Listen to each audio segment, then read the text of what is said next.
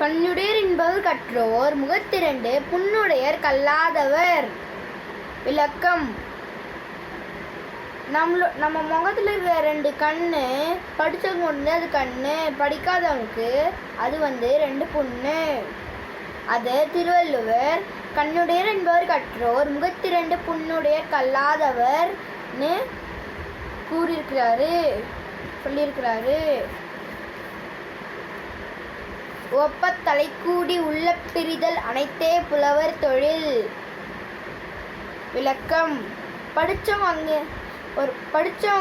ஒரு இடத்துக்கு போனால் அவங்களும் சந்தோஷமாக இருக்கணும், மற்றவங்க சந்தோஷமாக வச்சுக்கணும்.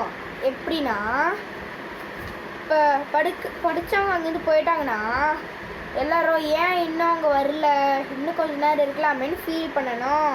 அதை திருவள்ளுவர் ஒப்ப தலைக்கூடி உள்ள பிரிதல் அனைத்தே புலவர் தொழில்னு சொல்லியிருக்கிறாரு.